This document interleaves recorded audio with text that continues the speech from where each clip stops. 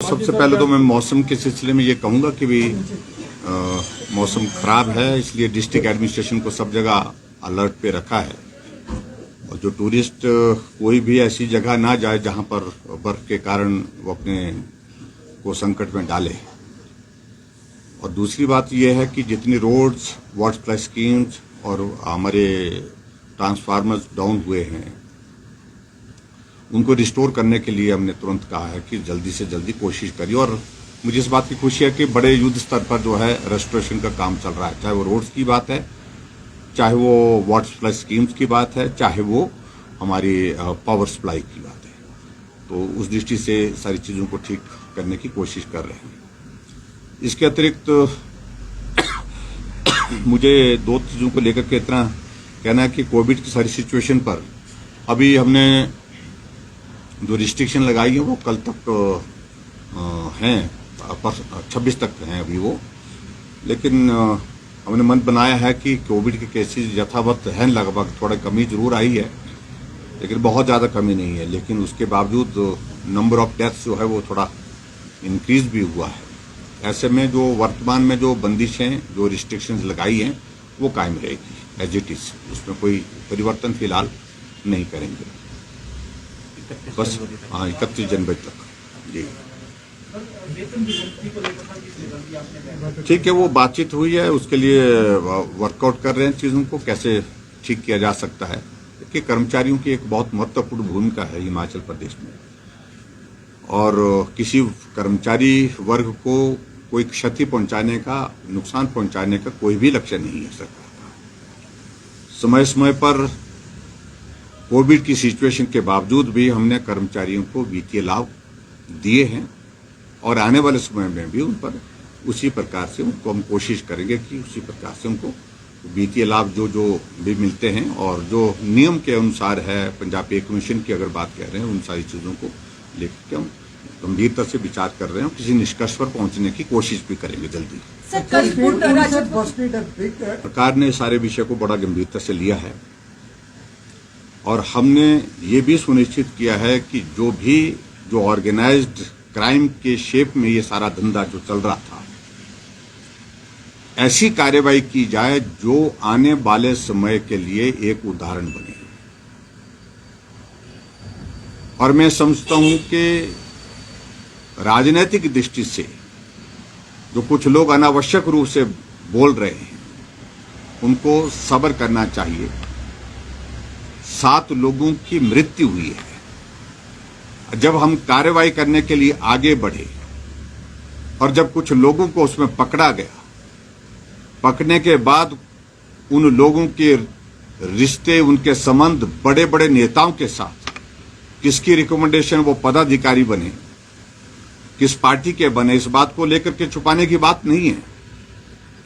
और मैं इतना ही कहना चाह रहा हूं, जो हमारे कांग्रेस के नेता जो बहुत ऊंची ऊंची बात कह रहे थे, कृपया झांक करके देखें, आज सत्ता में नहीं है, उसके बावजूद भी उनकी हिम्मत और हौसले, उनके लोगों के, उनके पदाधिकारियों के, किस प्रकार से एक ऑर्गेनाइज्ड क्राइम करने के लिए जिसमें 7 लोगों की जान गई है, उसमें उनकी संलिप्तता पाई जा रही है। इसलिए बोलने से पहले 10 बार सोच लेना चाहिए। जहां विपक्ष के नेता इस बात का जिक्र कर रहे हैं कि शुरुआत जयराम ने की है और हम खत्म करेंगे, क्या खत्म करेंगे?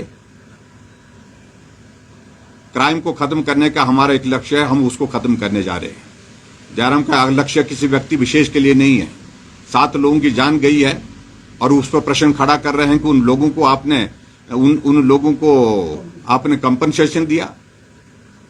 मेरा मानना है कि वो 7 लोग जो है उस साजिश में शामिल नहीं थे, लेकिन साजिश के शिकार हो गए, जिनको जीवन खोना पड़ा। उनके परिवार है, उनके रिश्तेदार हैं, उनके बच्चे हैं, स्कूल में पढ़ते हैं, छोटे छोटे बच्चे हैं। उनके मदद करने की दृष्टि से हमने इस सारी बात को सोचा है। लेकिन उन लोगों को, कांग्रेस के नेताओं को इस बात को सोचना चाहिए, विचार करना चाहिए कि ऐसी चीजों में अगर उनके प्रमुख नेता जो उनके साथ फोटो खींचने की बात समझ में आती है, चलो फोटो किसी के साथ भी खींच लेता है, कोई बार चलते चलते खींच लेता है, कई बार आकर के आग्रह कर लेता फोटो खींच रहा है। लेकिन पदाधिकारी तो किसी को जबरदस्ती नहीं बना सकते हैं।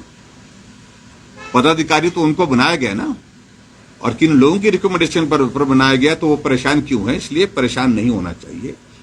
इसकी जांच निष्पक्ष हो रही है, जांच होने दीजिए। और उसमें बहुत सारी चीजें पिछली भी निकल रही हैं, जो महानुभाव बहुत ऊंचे ऊंचे बोलने की जिनको आदत पड़ गई है, उनको इस बात को समझना चाहिए, ऊंचे बोलने से नहीं काम होने वाला है। और अभी बहुत सारी चीजें और भी निकलने वाली हैं, बहुत जल्दी आप थोड़ा सा इंतजार करें।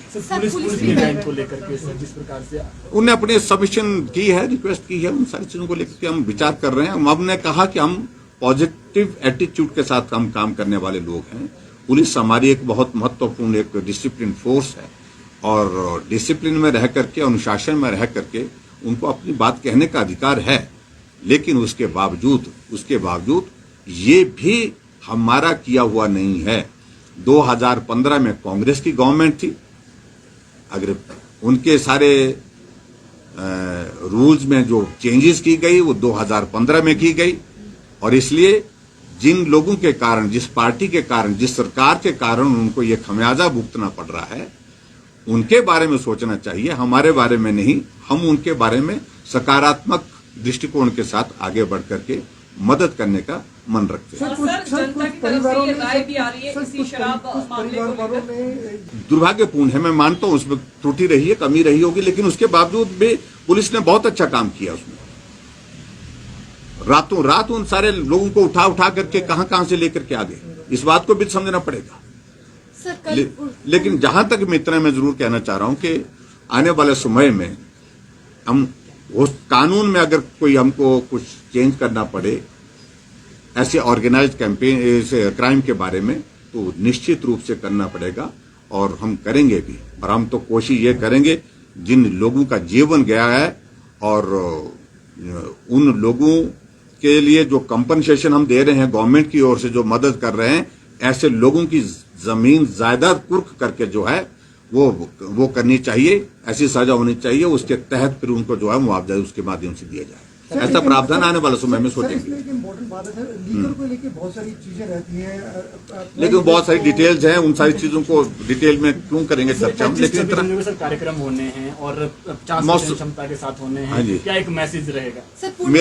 मेरा पूरे आप सबके माध्यम से, हमारा हिमाचल प्रदेश का स्टेटहुड है कल, और स्टेटहुड के इस दिवस पर मैं सभी हिमाचल वासियों के, आप सबके माध्यम से बहुत बहुत बधाई और शुभकामनाएं देता हूं। और कल का कार्यक्रम हमने सोलन में रखा है, और कोविड के नियमों का पालन करते हुए इस कार्यक्रम को करेंगे। 26 तारीख का कार्यक्रम भी कोविड के नियमों के पालन के साथ ही होगा, और 26 तारीख की भी मैं, रिपब्लिक डे पर भी मैं सभी प्रदेशवासियों को बहुत बहुत बधाई शुभकामनाएं। Thank you please, thank you. The Dream Fulfilling Boarding School, Durga Public School, Solan. The school has the rare distinction of nurturing kids to national and international level in sports. Our career-oriented education produces doctors, engineers, armed officers, and students studying abroad. The high-quality food, hostel facilities, hobbies, and teachers prepare the children to give their 100% effort throughout their life.